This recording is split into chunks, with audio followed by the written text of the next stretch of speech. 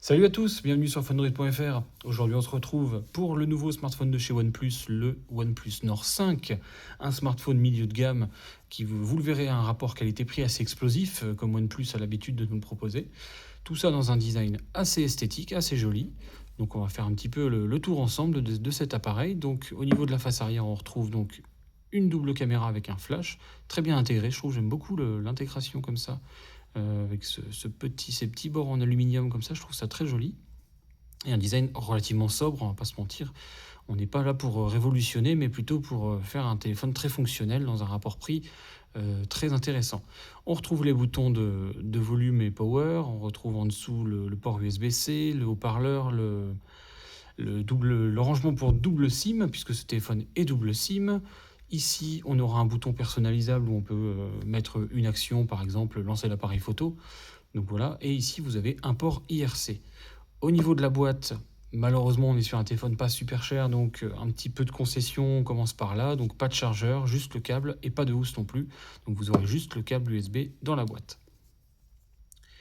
Alors au niveau de l'appareil, donc on est sur ColorOS, ou pardon, OxygenOS, même si c'est peu de choses près la même chose. Vous retrouvez globalement une interface qu'on connaît très bien, qui est également chez Realme avec Realme UI, donc ColorOS sur la gamme de tous les téléphones Oppo. Donc on y retrouve absolument tout ce qu'on a l'habitude de voir. On est sur Android 15 avec OxygenOS 15. Là, on est sur une version 256 Go, mais il existe également 512.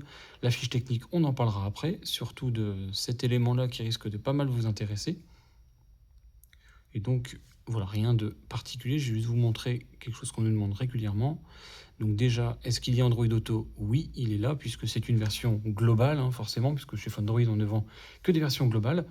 Donc vous aurez Android Auto pour connecter votre véhicule si vous le souhaitez.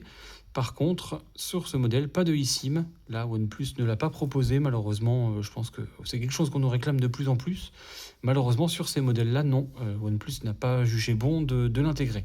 Vous aurez également toutes les applications Google, le grand classique, Gemini, le Google Pay, etc., etc. Donc, au niveau de notre fiche technique sur Fundroid, donc on est sur un téléphone que nous on propose à 389,90 €. Au moment où je tourne cette vidéo, en tout cas, c'est susceptible de changer. Donc, pour sa version 8,256 et pour sa version 512, on est à 439,90 €. Donc, un rapport qualité-prix, comme je vous disais, assez agressif parce que là, vous allez voir que la fiche technique, elle est complète. Donc pas de chargeur dans la boîte comme je vous disais, donc vous pourrez retrouver dans la boutique nos chargeurs Oppo 80 watts puisque cet appareil recharge à 80 watts. Au niveau des coloris, donc là vous avez le gris, celui que j'ai en main, qui est le plus classique on va dire. Vous avez le bleu qui est un bleu assez clair, donc là ça dépendra des goûts et des couleurs. Et vous avez le très joli blanc, en tout cas c'est la version que j'aime le plus, celle que je vous avais testée également pour le OnePlus Nord CE5, donc un joli blanc. Je vais vous montrer tout de suite, comme ça sera fait. Hop. Donc là c'est le CE5 que j'ai dans la main gauche. Et donc là on est sur un blanc avec des motifs que je trouve très jolis. Donc n'hésitez pas à le considérer également, ça peut être aussi intéressant pour se différencier un petit peu. Au niveau de la fiche technique, on est sur 6 pouces 83, donc un très grand écran quand même. Là, c'est parmi ce qu'on a de plus grand dans la boutique. AMOLED 120 Hz, 2200 nits, donc là, ça commence à être assez lumineux, sachant que, comme d'habitude, vous ne pourrez pas régler ici les 2200 nits. C'est uniquement dans des cas précis, si vous êtes en plein soleil, par exemple. HDR10+. La résolution, on est peu ou prou sur du 1080p, donc quelque chose de très bien, un peu plus élevé. On est sur par contre un très bon CPU qui est le Snapdragon 8S Gen 3, qui est un CPU de l'année dernière mais qui est quand même déjà limite haut de gamme. Là vous aurez des performances très élevées. Adreno 735 pour la puce graphique, vous pourrez jouer absolument à ce que vous voulez, je pense qu'il n'y a aucun jeu qui résistera. Double caméra, pas triple forcément. Dans cette gamme de prix, on reste encore sur de la double caméra. Donc on est sur du Sony 50 millions de pixels, ainsi que du grand angle en 8 millions de pixels, donc assez classique et très efficace pour la plupart des utilisateurs. Si vous n'êtes pas non plus hyper exigeant, forcément, sinon il faudra aller plus vers un OnePlus 13 par exemple.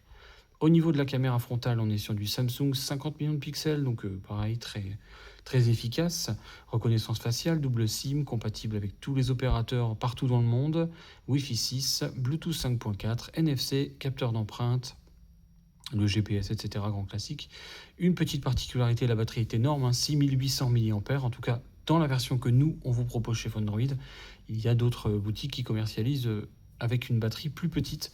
Donc là, nous, en tout cas, c'est 6800 mAh, donc c'est assez important, voire parmi les meilleurs. Et la recharge, 80 watts, comme je vous disais. 8,1 mm d'épaisseur, c'est classique. C'est plus ou moins la moyenne. 211 grammes, on les sent. Sincèrement, c'est un téléphone qui n'est pas parmi les plus légers ni les plus fins. Il est assez imposant. Il a un grand écran, donc forcément, il faut bien que ça se voit quelque part. Donc il n'est pas particulièrement épais, mais par contre, oui, il pèse son poids. Dans la boîte, donc comme je vous disais, rien de spécial. Au niveau de la certification IP, on aurait aimé peut-être quand même de l'IP68, voire IP69.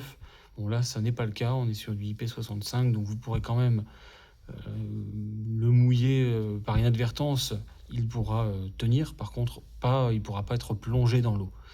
Et donc toutes les langues et tous les services Google, Google Play, Google Pay, Android Auto, etc. Donc voilà.